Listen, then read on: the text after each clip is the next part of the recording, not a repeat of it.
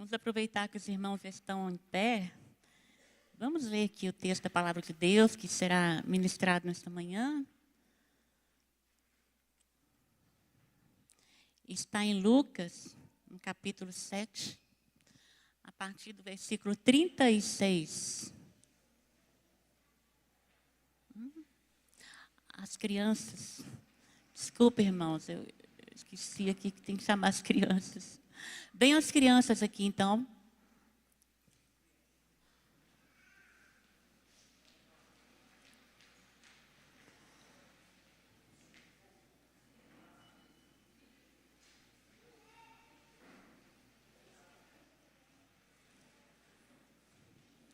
Quem vai orar pelas crianças?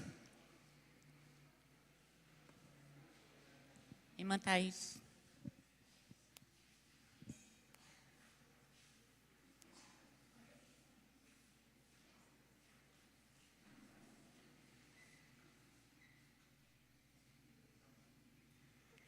Crianças, vamos fechar os olhinhos para falar com Jesus.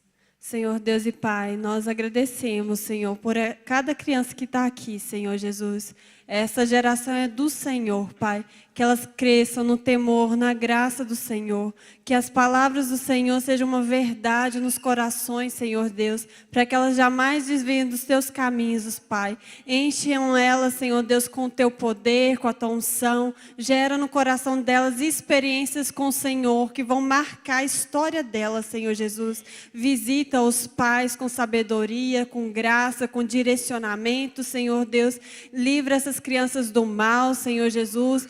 Livra, Senhor Jesus, de toda maldade, Senhor, do homem sanguinário, Senhor Jesus. Livra nas escolas, Senhor, de toda cultura que não é do reino do Senhor, Deus. Em nome de Jesus, e que elas sejam como luz, Senhor Deus, aonde elas estiverem, Senhor, para a tua glória. É a oração que eu te faço e te agradeço. Em nome de Jesus, amém. Amém.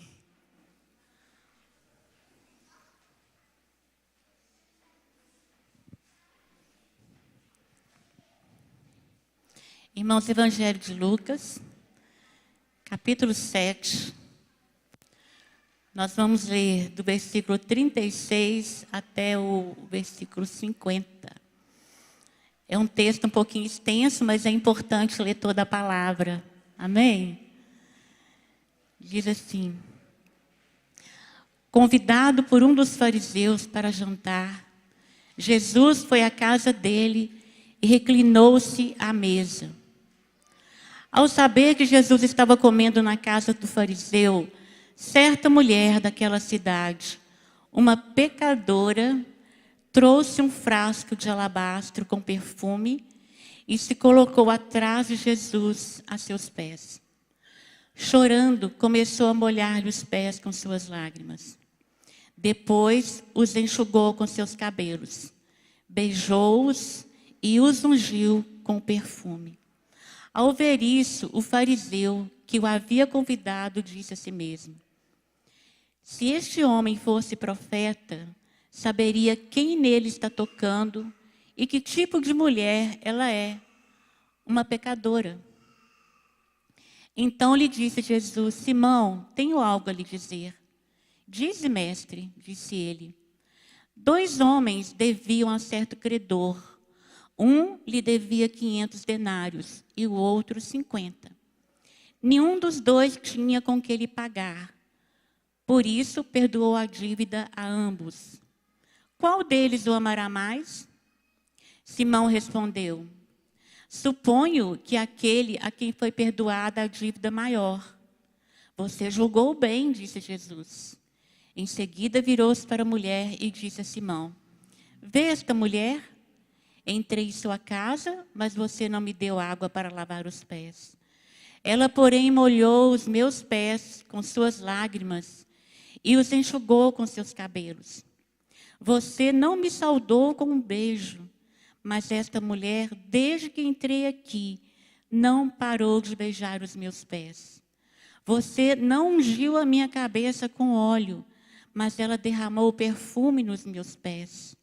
Portanto, eu lhe digo, os muitos pecados dela lhe foram perdoados, pois ela amou muito. Mas aquele a quem pouco foi perdoado, pouco ama. Então Jesus disse a ela: seus pecados estão perdoados. Os outros convidados começaram a perguntar: quem é este que até perdoa pecados? Jesus disse à mulher: a sua fé a salvou. Vá em paz. Senhor Deus, nós, ó Pai, nos colocamos diante da Tua presença com adoração, com louvor, com gratidão a Ti. Obrigada, Senhor, por esse dia. Obrigada, Senhor, pela Tua presença neste lugar, a Tua presença que nos atraiu. Nós poderíamos estar em outro lugar, poderíamos mesmo, Deus, mas a Tua glória nos atraiu, a Tua presença nos atraiu. Cremos que o Senhor está aqui, que o Espírito Santo do Senhor age neste lugar. Por isso, Deus, toma esta palavra que é Tua, fala aos nossos corações, abre o nosso entendimento, Senhor.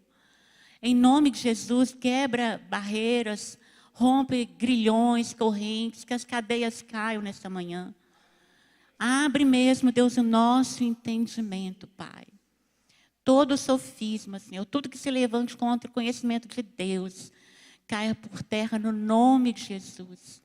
Usa, Senhor, as nossas vidas, Pai. Usa a minha vida. Que o poder do Senhor, Pai querido, se aperfeiçoe na minha fraqueza. Que o Senhor derrame a Tua bênção, Pai, a Tua salvação sobre nós nesta manhã. Em nome de Jesus. Podem se sentar, irmãos.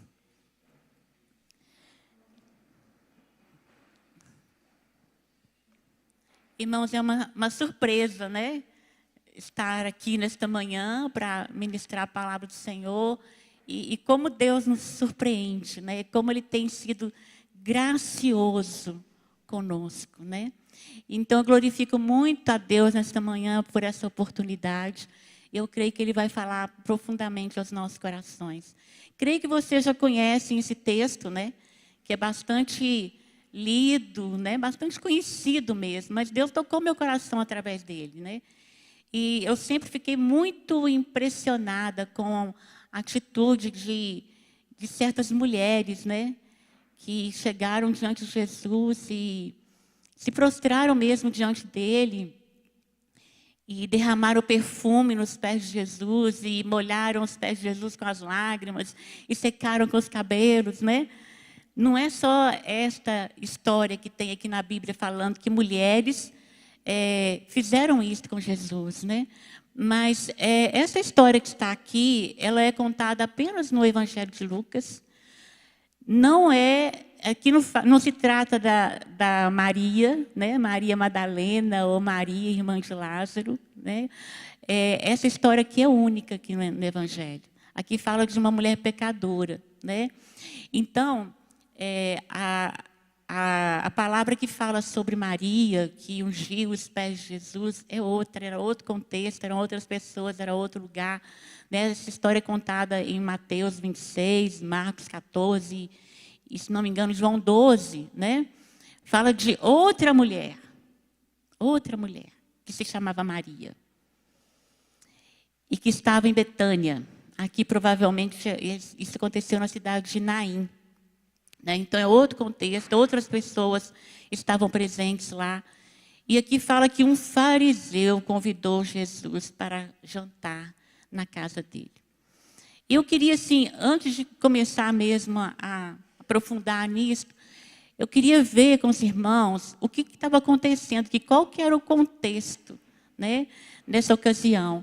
E nos capítulos anteriores aqui, a partir do capítulo 4 de Lucas, mostra Jesus curando, libertando um homem de espíritos imundos, que está lá no capítulo 4, a partir do versículo 31.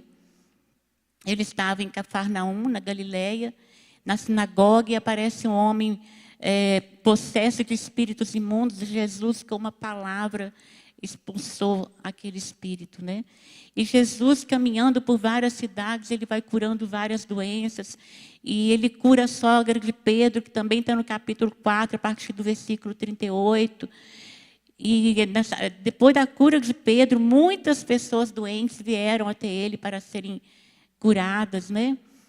E ele vai chamando os discípulos e encontra Pedro pescando, e Pedro não tinha conseguido nada, ficou uma noite inteira, né, tentando pescar e não conseguiu pescar peixe nenhum. E Jesus chega ali com uma palavra, lança as redes, e Pedro lançou as redes, e ele conseguiu pescar tanto peixe que ele não conseguia carregar, né? E então foi um outro milagre que Jesus fez. E depois ele cura um leproso, né? Andando pelas cidades, ele cura um leproso, purificou aquele leproso. E com isto, a fama de Jesus começou a crescer muito, muito, muito mesmo, né? Tudo que ele fazia era conhecido e a fama dele se espalhava. Mas havia um grupo de pessoas que ficava junto ali, né, das pessoas que iam procurar Jesus para uma cura, para uma libertação. E era o grupo dos fariseus, né? E aqui no capítulo 5, depois da cura de um paralítico que foi levado, carregado através de um telhado, né, na sua maca, pessoas ajudaram aquele paralítico a entrar na casa onde Jesus estava. E Jesus cura aquele paralítico, mas antes de curar, ele falou o quê com ele? Olha, os seus pecados estão perdoados. Então, um grupo de pessoas que estavam ali, que eram os fariseus e mestres da lei, eles começaram a pensar, mas quem é esse que blasfema? Quem pode perdoar pecados a não ser somente Deus, né? Então, esse grupo sempre estava ali, infiltrado no meio das pessoas, para ver o que Jesus estava fazendo. E também no capítulo 5, há um lugar que fala assim, quando Jesus, ele chama Mateus, um coletor de impostos, para segui-lo. Mateus seguiu Jesus e logo em seguida ele deu uma festa. E nessa festa, Mateus convida vários outros publicanos para conhecerem Jesus. E os fariseus estavam ali também, em volta daquela casa, e questionando no versículo 30 do capítulo 5. Mas os fariseus e aqueles mestres da lei, que eram da mesma facção, queixaram seus discípulos de Jesus. Por que vocês comem e bebem com publicanos e pecadores? Aí Jesus responde, não são os que têm saúde que precisam de médico, mas sim os doentes.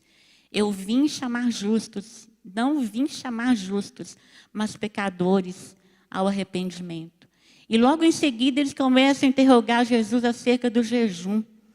Ainda no capítulo 5, né? Porque os discípulos de João jejuavam, mas eles só viam os discípulos de Jesus comendo e bebendo. Aí Jesus explica que enquanto o noivo está em casa, né, os convidados não precisam jejuar.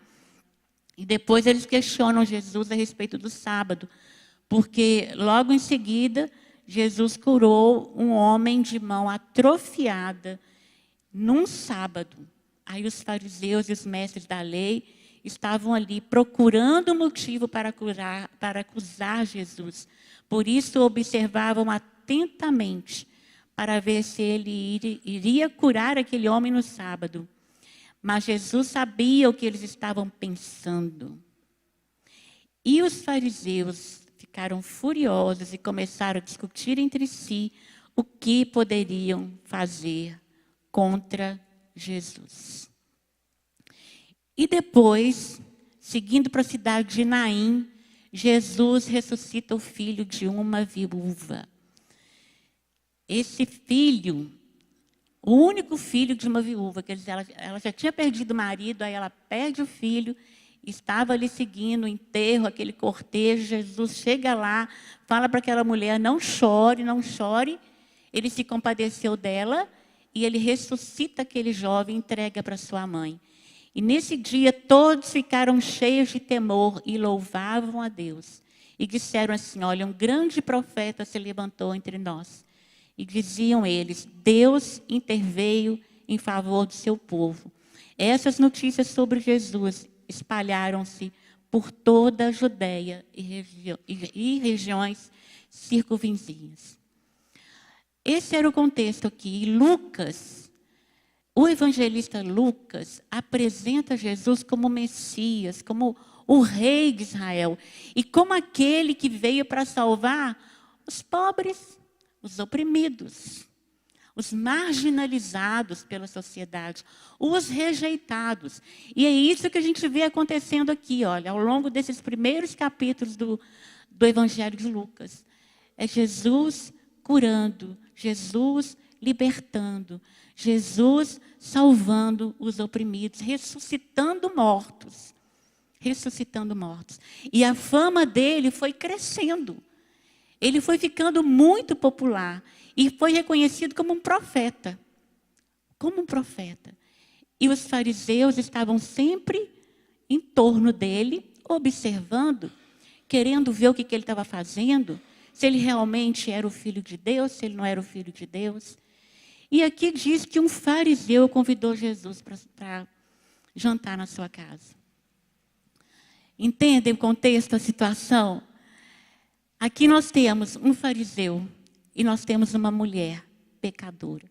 E nós temos Jesus, o profeta, o Filho de Deus. E o que nós precisamos aprender com isso aqui? Olha bem, por que um fariseu que discordava das coisas que Jesus fazia, convidou ele para jantar na casa dele? Por quê? Fiquei pensando nisso. Em primeiro lugar, o fariseu, ele era uma pessoa de muito prestígio, porque os fariseus eram uma classe dentro do judaísmo de muito prestígio, porque eles conheciam a lei, eles conheciam a Torá, eles eram intérpretes da lei e eles ensinavam as pessoas. E eles eram importantes porque no Antigo Testamento eles ajudaram a manter viva a palavra de Deus, a preservar as Escrituras, porque eles faziam uma transmissão oral das Escrituras. Então, eles conheciam muito da lei. Muito, muito. Então, eles tinham prestígio político, né? Tinham influência política. Eles eram pessoas importantes. E esse fariseu aqui era uma pessoa importante. E naquela tradição, você convidar alguém popular, uma celebridade, era uma coisa muito chique. Era importante isso, aumentava até o prestígio da pessoa. Então, assim, quem é a pessoa do dia, né? Jesus, é ele que está fazendo sucesso, é ele que está sendo conhecido, todo mundo fala dele. Vamos convidar Jesus, então. Mas será que ele tinha alguma admiração por Jesus? Será que esse convite vinha porque realmente ele queria conhecê-lo, respeitá-lo, tratá-lo bem? Parece que não era isso, não. Na verdade, era uma oportunidade para poder realmente conferir quem é ele, por que ele faz essas coisas. Será que o que ele fala é verdadeiro? Né? Então, vamos testar. Então, a principal motivação desse fariseu era testar Jesus. E isso a gente vê aqui embaixo, logo em seguida aqui. Porque ele questiona Jesus. E ele julga Jesus. E a Bíblia fala sobre fariseus, inclusive Jesus, né, no capítulo 11 aqui de Lucas, Jesus, ele questiona essa postura dos fariseus. E ele diz aqui o seguinte, olha, chamou os fariseus de raça de víboras, insensatos. E ele falou assim, olha, vocês limpam o exterior do copo e do prato, mas interiormente são cheios de maldade e de ganância. Ou seja, eles eram gananciosos, avarentos. Dão a Deus o dízimo da hortelã, da arruda e de toda sorte de hortaliças, mas desprezam a justiça e o amor de Deus. Ai de vocês, fariseus, porque amam os lugares de honra nas sinagogas e as saudações em público para serem vistos. Mas vocês são como sepulcros caiados, são limpos por fora, bonitos por fora, mas cheios de ossos de mortos e de imundícia por dentro. Por que Jesus falou isso deles? Porque eles conheciam a lei, eles conheciam os mandamentos, mas eles não cumpriam da forma como deveria. Eles esqueciam a misericórdia, o amor, a compaixão. E Jesus fala, olha, vocês deviam cumprir esses mandamentos que você se cumpre, mas não esquecer dos outros. Então, os fariseus eram assim, rígidos, legalistas, hipócritas.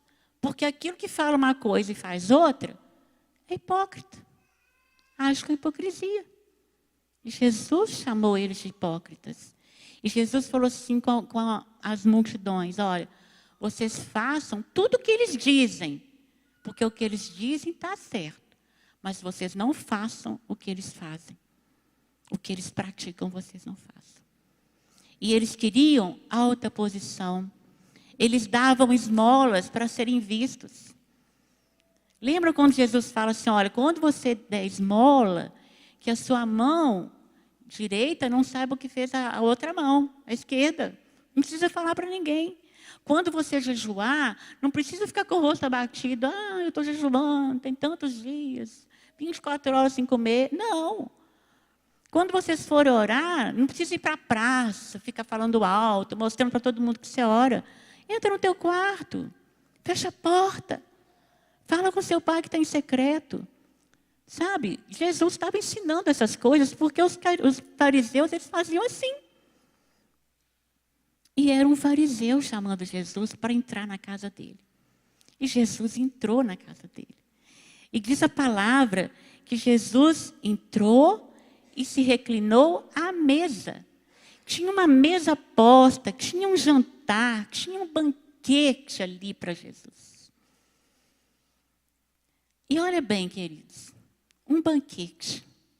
Sabe um outro motivo que eu andei pesquisando assim, e que eu vi para o fariseu ter convidado Jesus? É porque naquele tempo, naquele contexto, quando um homem dava uma festa, um homem importante dava uma festa, um jantar, a casa ficava aberta. E todo mundo que passava podia ver. Inclusive, tinha uns que entravam, né? E era também costume servirem também os que estavam por ali, nas imediações, né? Que não eram convidados especiais, mas estavam ali, poderiam também serem servidos. Aí as pessoas que passavam viam a riqueza daquela pessoa. Nossa, que festa, que ostentação, olha quem está lá, né? E tinha uma turma de fariseus lá. Não era só esse, cujo nome era Simão, que está escrito aqui. Tinha outros fariseus, tinha todo tipo de pessoa ali. Mas quem era o convidado principal? Jesus. Aquele jantar era para Jesus.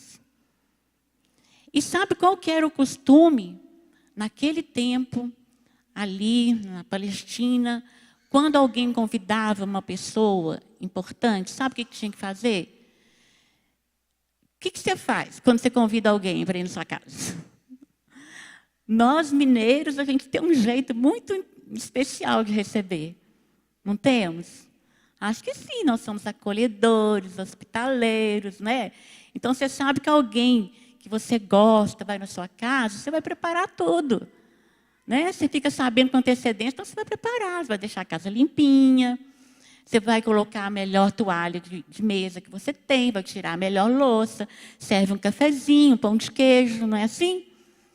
Quando a pessoa chega, você está lá no quarto, quietinha lá, esperando a pessoa chamar 3, 4 vezes. Não, você já fica assim perto da porta, porque a hora que a pessoa chamar, você já abre a porta e faz o quê? Dá um abraço. A gente tem a cultura do abraço, não é mesmo? Antes era 3 beijinhos, né? O terceiro para casar. A gente não faz isso mais. Mas é o abraço, aquele acolhimento. Aí a pessoa que chega se sente o quê? Bem-vinda, não é? Acolhida. Nossa, que coisa agradável. Entra aqui, vamos sentar no meu sofá, né? Quando tem célula, né? Como é que você prepara a sua casa para a célula? Você não deixa as coisas bagunçadas, não é mesmo? Junta os brinquedos das crianças, né? Prepara a mesa lá para o lanche. A gente quer receber bem. E qual que era o costume ali na Palestina naquele tempo? Olha, o anfitrião, a pessoa que convidava, recebia o convidado da seguinte maneira: a primeira coisa que fazia era chamar um escravo, pegar uma bacia e lavar os pés do convidado. Por quê? Porque eles andavam de sandália, né? Sandália aberta, e tinha muita poeira, tinha areia, era deserto. E os convidados chegavam com o pé sujo. Então, era um sinal assim, de respeito, de bom tom, lavar os pés daquela pessoa, daquele convidado. Né? E cumprimentar com um beijo. Um beijo no rosto, um beijo na testa. E uma outra coisa que era feita, pingar um óleo na cabeça da pessoa. Com isso, dizia assim, olha, você é bem-vindo. Você é uma pessoa importante, eu estou te honrando. Porque você chegou na minha casa. E esse fariseu fez isto? Parece que não, né? Ele não fez isto. Mas aqui entra uma outra pessoa, né? No versículo 37, ao saber que Jesus estava comendo na casa do fariseu, certa mulher daquela cidade, uma pecadora, trouxe um frasco de alabastro com perfume e se colocou atrás de Jesus a seus pés. Chorando, começou a molhar-lhe os pés com lágrimas. Mas depois os enxugou com seus cabelos, beijou-os e os ungiu com perfume. Que mulher era esta? Não tem nome aqui. Ela era uma pecadora. A única coisa que diz aqui. Não é Maria. Não é Maria Madalena, como eu disse para vocês. Uma certa mulher, uma mulher pecadora. De onde que ela saiu? Lá do meio dos oprimidos, dos rejeitados, dos marginalizados. Porque ela era pecadora. Provavelmente uma prostituta. Né? Para ter esse rótulo aqui, provavelmente ela era uma prostituta. E ela entrou ali. Ela entrou e o que ela fez foi direto para os pés de Jesus. E como naquele tempo as mesas elas eram baixinhas, né? Não eram como as nossas, Jesus estava reclinado, com os pés provavelmente para trás, ou do lado. E ela vai atrás dele. E ali começa uma coisa extraordinária, que eu sempre fiquei impressionada. Isso sempre me atraiu. A atitude dessa mulher, a atitude de Maria, irmã de Marta e Lázaro, que fez a mesma coisa. Chegou e se prostrou. E chorou, e chorou, e chorou, chorou, chorou. Chorou tanto, mas tanto, tanto, que as lágrimas caíram sobre os pés de Jesus e começaram a lavar os pés dele, porque estavam sujos, empoeirados. E era tanta lágrima, que ela teve que pegar os cabelos dela, que deviam ser muito grandes, né? E começou a secar, porque ela tinha que secar. Começou a secar com os cabelos. É isso que está escrito aqui. Ela se colocou atrás de Jesus, a seus pés, chorando, começou a molhar os pés com lágrimas. Depois os enxugou com seus cabelos e beijou os pés de Jesus. E depois ungiu com perfume. Que perfume era esse? Provavelmente um nardo. Um nardo era um perfume caríssimo, porque não era encontrado naquela região. Ele tinha que ser importado de outro lugar, talvez lá das Índias. Era muito caro. E o perfume, ele era colocado dentro de um frasco, que a gente já ouviu muito falar sobre um frasco de alabastro. E está escrito aqui, ela trouxe um frasco de alabastro. Alabastro não era o perfume, era o material que era feito o vaso. Um material muito duro, muito, muito resistente. Tipo um mármore ou tipo um gesso muito forte. Por que ele tinha que ser resistente? Para preservar as propriedades, as qualidades daquele perfume. Porque geralmente aquele perfume ficava guardado ali anos e anos e anos e anos.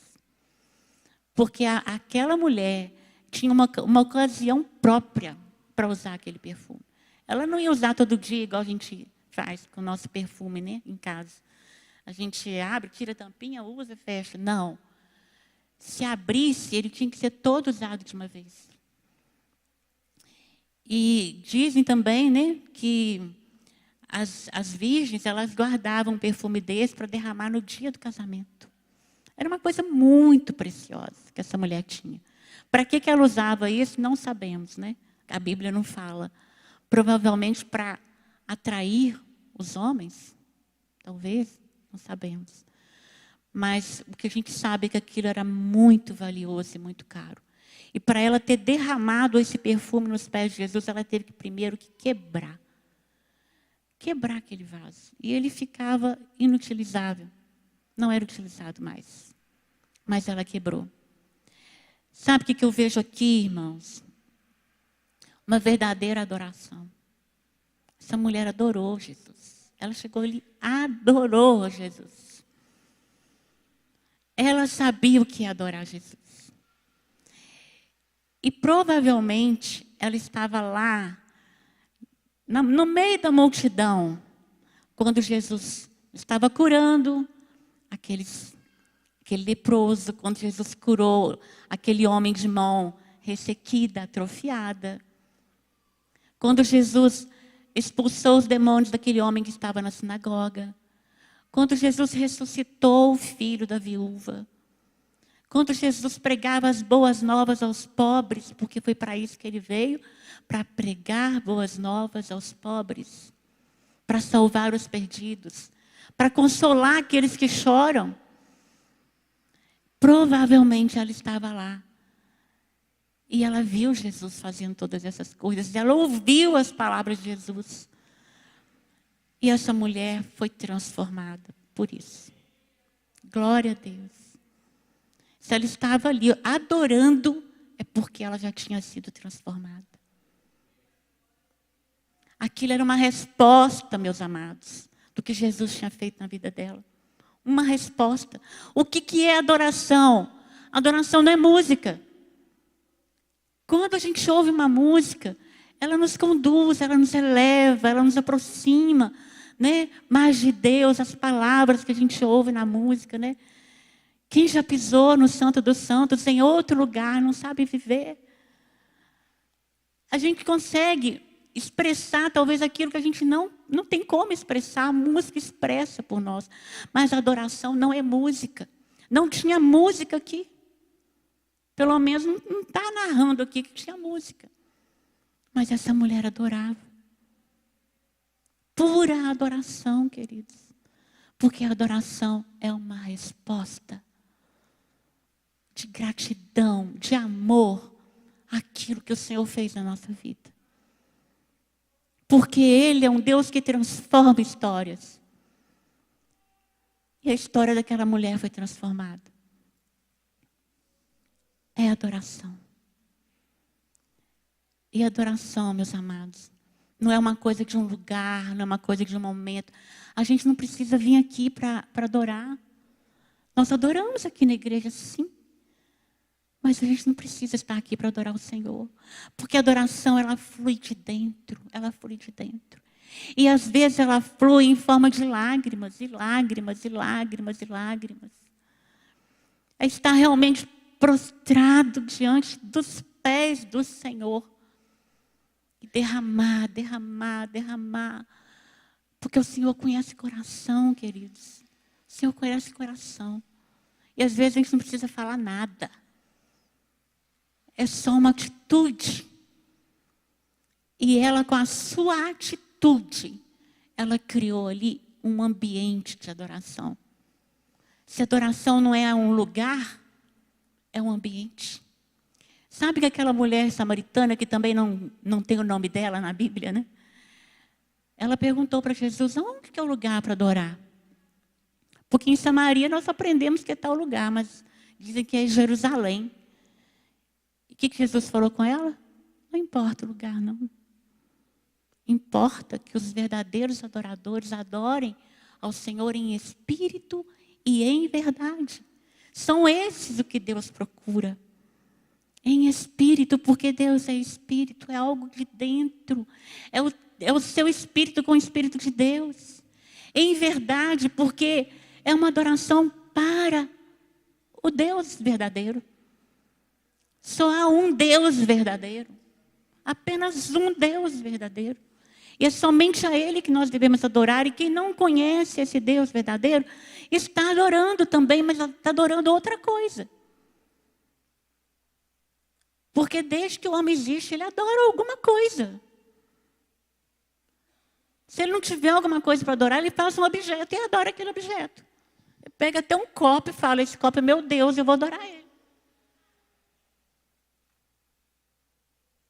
Foi assim que fizeram com o bezerro de ouro. Lá no deserto. Fizeram um Deus para adorar.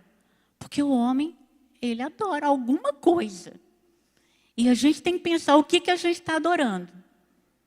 Porque se a gente não está adorando o Deus verdadeiro, se a gente não conhece Deus a ponto de adorá-lo, a gente está adorando outra coisa. A gente está adorando a nós mesmos, a gente está adorando a fama, como esse fariseu, né? Que adorava ser visto pelos homens, ser aplaudido nas praças, ser admirado, né? Está adorando as riquezas, está adorando algum pensamento que você tem. Ah, eu não posso parar de pensar nisso. Ah, se eu não tiver isso, eu morro. Eu tenho que ter isso. Coisas, pensamentos, desejos, objetos, pessoas são adoradas. Nós adoramos essas coisas. Vamos criando os ídolos no nosso coração. Quando deixamos de adorar o Deus verdadeiro. Mas a palavra de Deus diz, olha, só a Ele adorarás. Não terás outros deuses diante de mim. Quantos deuses essa mulher teve antes de chegar aqui para adorar Jesus? Também não sabemos, mas podemos imaginar, né? Os prazeres, né? O desejo de ser amada por um homem, talvez. Isso às vezes se torna um Deus na nossa vida. Ah, eu não posso viver sem tal pessoa. Misericórdia, né? Imagine aquilo que ela adorava antes. Mas ela quebrou o frasco de alabastro. E quando ela quebrou, ela estava rompendo com essas coisas. Rompendo com a adoração que ela fazia antes. Rompendo com a vida que ela tinha antes. Rompendo com todo o passado dela de má fama que ela tinha. Ela tinha uma má fama, uma má reputação, por causa da vida, do estilo de vida dela. Mas ali ela rompeu com aquele estilo de vida. Porque ela estava adorando o Salvador. E ela reconheceu nele o Filho de Deus, o Messias, o Rei de Israel. Assim como Lucas apresenta ele aqui para nós. Só que a presença dela ali escandalizou. Por quê? Primeiro, porque uma mulher não era convidada para os jantares de gala. Mulher ficava à parte. Segundo, que não era permitido para uma mulher se aproximar de um homem. Terceiro, porque uma mulher não podia soltar os cabelos na frente das pessoas. Era só para o marido, dentro de casa. Porque era um sinal de que sensualidade. Cabelo fala de sensualidade. Ela não podia fazer isso.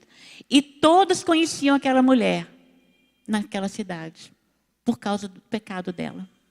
E ela entra ali. Então, imagine os olhares. Nossa, o que essa mulher está fazendo aqui? Olha só o que ela está fazendo. Total reprovação. Mas ela nem se importou com isso. Porque ela nem olhou para os lados. Porque ela tinha ali um objetivo muito claro. Que era encontrar com o Messias. Igual nós cantamos aqui. Ela poderia estar em outro lugar. Poderia estar lá. Disponível para qualquer um que quisesse um encontro com ela. Mas a presença dele atraiu ela. A glória dele atraiu ela. E aqueles que reprovavam, né? Ao ver isso, o fariseu, isso está no versículo 39. Ao ver isso, o fariseu, que o havia convidado, disse a si mesmo: se este homem fosse profeta, saberia quem nele está tocando e que tipo de mulher ela é. Uma pecadora. Ou seja, qual que era o objetivo do fariseu? Não era testar Jesus? Então Jesus não passou no teste dele, porque ele falou assim, se ele fosse profeta, ele ia saber quem que essa mulher é. Todo mundo sabe. Se ele não sabe, então ele não é profeta. Se ele sabe, então ele não é tão bom e nem tão puro, porque está deixando ela fazer isso com ele. Olha só que dilema. Mas para o fariseu era a conclusão certa. Só que Jesus conhece os pensamentos, conhece o coração. Ele não olha a aparência, ele olha para o que está no coração. Aí no versículo 40, Jesus disse, Simão, ao nome do fariseu, Simão, tenho algo a lhe dizer. Dize, mestre, disse ele. 2 homens deviam a certo credor. Um lhe devia 500 denários e outro 50. Nenhum dos 2 tinha com que lhe pagar, por isso perdoou a dívida a ambos. Qual deles o amará mais? Simão respondeu, suponho que aquele a quem foi perdoada a dívida maior. Você julgou bem, disse Jesus. Aquele fariseu não tinha problema nenhum para entender. E a história foi muito clara. A parábola que Jesus contou, a parábola dos 2 devedores, foi muito clara, muito simples. Qualquer pessoa entende. Nós entendemos aqui perfeitamente. Agora, o que Jesus queria dizer com isso? Com 2 devedores, um que devia 500 denários, outro que devia 50 denários. Um denário, diz a Bíblia, que era equivalente a 1 dia de trabalho. 500 denários. Imagine, mais de 1 ano de trabalho que um devia. O outro devia 50. Quase 2 meses de trabalho. Era muito dinheiro, só que um devia mais, o outro devia menos. Né? Mas o que Jesus queria dizer com isso? Apenas contar uma historinha? Não. Porque todas as vezes que Jesus contava uma parábola, uma história, era para trazer uma reflexão, algo profundo, um significado espiritual profundo, uma lição a ser aprendida.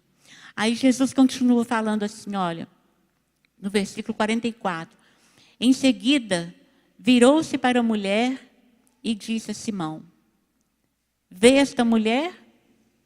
Entrei em sua casa, mas você não me deu água para lavar os pés. Ela, porém, molhou os pés, os meus pés com suas lágrimas e os enxugou com seus cabelos. Você não me saudou com um beijo, mas esta mulher, desde que entrei aqui, não parou de beijar os meus pés. Você não ungiu a minha cabeça com óleo, mas ela derramou perfume nos meus pés. Ou seja, tudo aquilo que o fariseu tinha que ter feito como anfitrião, como aquele que convidou Jesus, como dono da casa, tudo que ele não fez, aquela mulher fez. Olha só como que Jesus mostra para ele. Que ele não honrou Jesus. Que ele não o reconheceu como Salvador, como Filho de Deus, como profeta. E Jesus disse que ele entendeu aquela parábola. Porque ele entendia as leis. Ele só não cumpria. Ele entendeu a mensagem, mas ele só não permitiu que aquela mensagem transformasse o coração dele.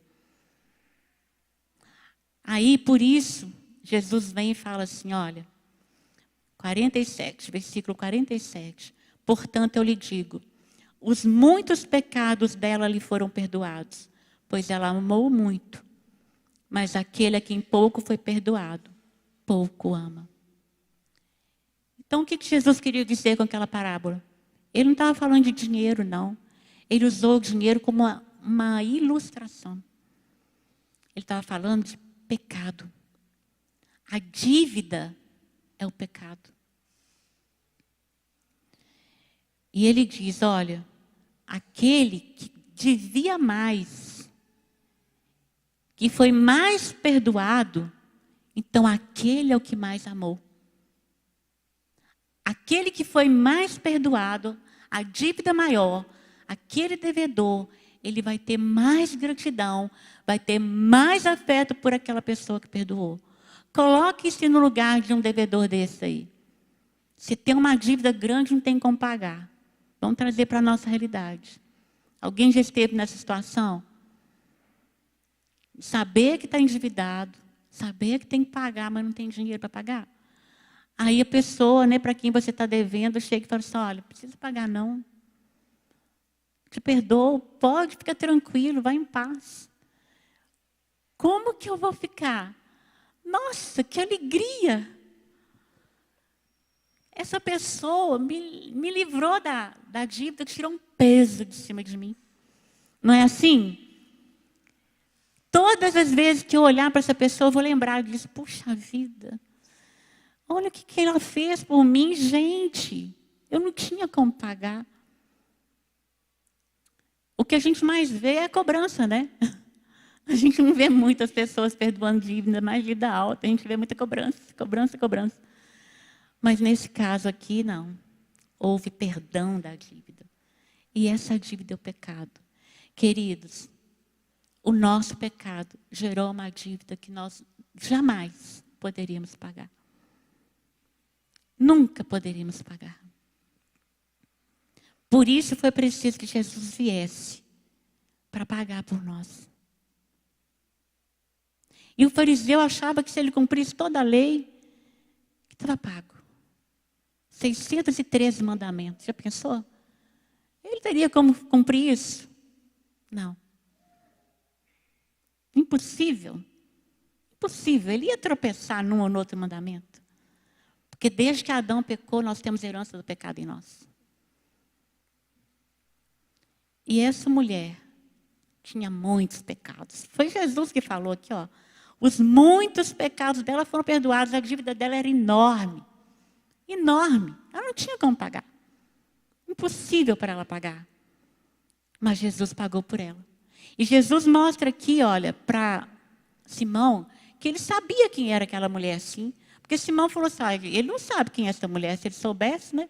Mas ele sabia. Ele falou, os pecados dela foram perdoados, eram muitos. Eram muitos. A diferença aqui, queridos, olha, é que o fariseu, ele também tinha pecado. Não há ninguém que não peque, todos pecaram, estão destituídos da glória de Deus. Mas a diferença aqui é que aquela mulher, ela se viu como pecadora. Ela reconheceu que ela era pecadora. E isto foi o fator principal da libertação daquela mulher, da transformação daquela mulher, do perdão daquele pecado. Porque se eu tenho uma dívida com alguém, e eu finjo que eu não estou devendo nada, essa pessoa, uma hora vai me cobrar. Eu posso até ser preso. Ou seja, o pecado, ele nos condena. Se a gente tem uma dívida para pagar, a gente não paga, a gente é julgado e condenado. Mas Jesus pagou. E aquele fariseu que se achava bom demais, superior às outras pessoas, tanto é que ele julga a mulher, ele julga Jesus. Ou seja, essa daí não devia estar aqui. Essa daí tem pecado demais, ela não merece ser salva. Ela não merece estar aqui nesse lugar. Gente, o perdão que eu recebi, eu não posso negar a outro. Esse fariseu perdoaria essa mulher? Não. Porque ele achava que ele não tinha pecado. Ele tinha uma trave no olho. Ele apontava o defeito, o erro da mulher, mas ele não via o próprio dele. Mas ele tinha pecado. Só que ele não via, ele não reconhecia. Por isso Jesus fala, olha, mas aquele que pouco foi perdoado, pouco ama. Pouco ama. O que é o amor, então? Vou falar aqui que não é. Estava lendo na revista Ultimato outro dia, uma frase falando assim que o contrário do amor não é o ódio. O contrário do amor é a indiferença daqueles que se consideram superiores. Isso é o contrário do amor. Aquele fariseu não tinha amor. Porque ele não se via como um pecador. Ele era melhor do que os outros. Ele era melhor do que aquela mulher. Quem é melhor do que o outro? Nós não somos melhores do que aquele ladrão, aquele assassino que estava com Jesus ali, pregado na cruz, ao lado de Jesus. Não somos melhores que ele, não. Todos somos pecadores. Todos carecemos da glória, da graça de Deus. Todos nós. E foi isso que essa mulher demonstrou ali. E que o fariseu não demonstrou. Amados, aquela mulher amou Jesus. Porque antes ela já tinha sido perdoada. A condição dela aqui já não é mais de pecadora, mas é de perdoada. Ela foi perdoada. Como que a gente sabe disso? Porque Jesus falou com ela, olha, então disse a ela, seus pecados estão perdoados. Seus pecados estão perdoados. Eu já perdoei. Você não me deve nada. Está livre. Não importa o que você fez, seus pecados estão perdoados. Os outros convidados começaram a perguntar. Aquele grupo que estava lá perguntou, mas quem é esse que até perdoa pecados? Eles já tinham feito essa pergunta antes, quando Jesus curou aquele paralítico lá de Cafarnaum. Jesus falou assim, olha, seus pecados estão perdoados. Mas o que eles esperavam? Que Jesus curasse ele, que ele saísse andando. Aí eles questionaram, mas quem é esse que perdoa pecados? Né? Com que autoridade que ele perdoa pecados? Só Deus pode perdoar os pecados. Aí Jesus fala, o que é mais fácil? Falar que os seus pecados estão perdoados ou falar levanta e anda? Por causa disso, Jesus falou levanta e anda. E o paralítico levantou e andou e todos viram. E deram glória a Deus. E glorificaram a Deus. Quem é esse? Quem é esse? No capítulo 4, vamos voltar um pouquinho aqui, eu vou ler um texto aqui, mas depois a gente já vai encerrar. No capítulo 4, a partir do 14, fala assim que Jesus voltou para Galiléia no poder do Espírito Santo, né? E por toda aquela região se espalhou a sua fama. E ele ensinava nas sinagogas, e todos o elogiavam. Ele foi a Nazaré, onde havia sido criado, e no dia de sábado entrou na sinagoga, como era seu costume. E ele se levantou para ler. Foi-lhe entregue no livro do profeta Isaías. Aí Jesus abriu o livro e encontrou o lugar onde estava escrito o seguinte texto. O Espírito do Senhor está sobre mim, porque Ele me ungiu para pregar boas novas aos pobres. Ele me enviou para proclamar liberdade aos presos e recuperação da vista aos cegos, para libertar os oprimidos e proclamar o ano da graça do Senhor. Aleluia! Ele foi ungido para isto, para pregar boas novas aos pobres. Que pobres? Pobre financeiramente? Não, pobres de espírito. Bem-aventurados os pobres de espírito, porque deles é o reino dos céus. Foi o que ele disse. Bem-aventurados que choram, porque serão consolados. E Jesus falou, como é difícil entrar um rico no reino de Deus. Mas não é rico de riqueza material, é rico de espírito. Aquele que se sente superior, que acha que não precisa de Deus. Ele enviou para proclamar liberdade aos presos, dar vista aos cegos, libertar os oprimidos e proclamar o ano da graça do Senhor. O ano da graça, porque a salvação vem pela graça. Não é por obras, não é dando esmola para ser visto.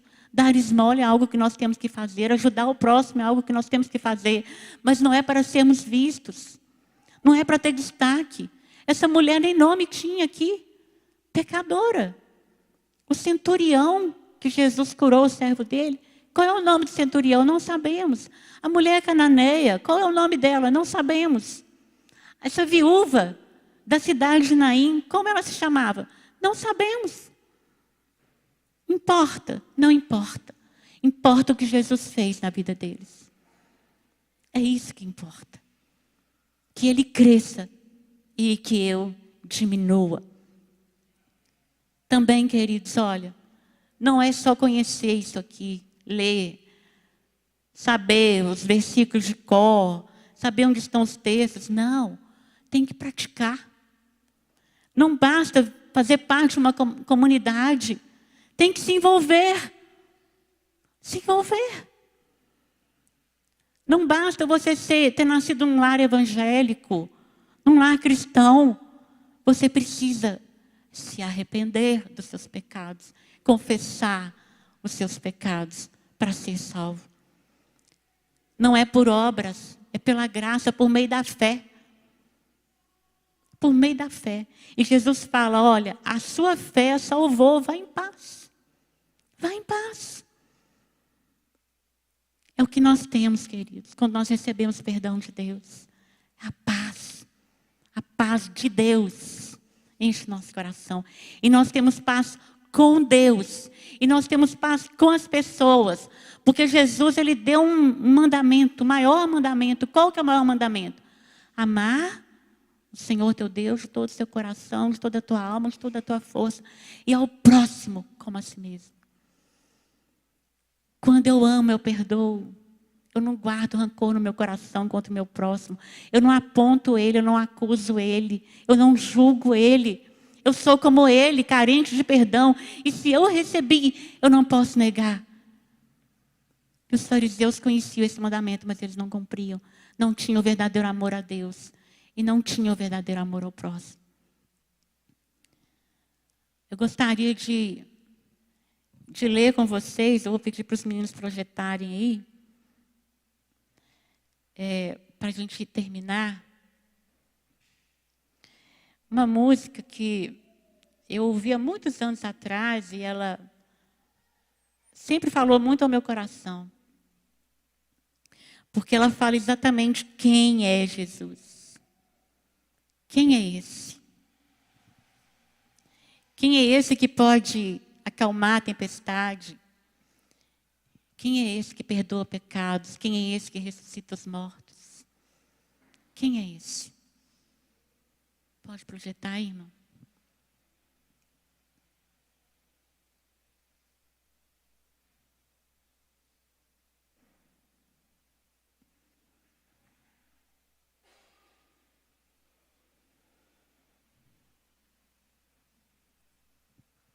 Já tá projetando ali, eu estou calada aqui.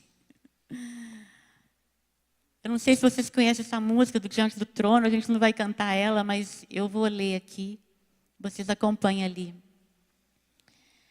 Quem é esse que faz o mar se acalmar e a tempestade obedece sua voz?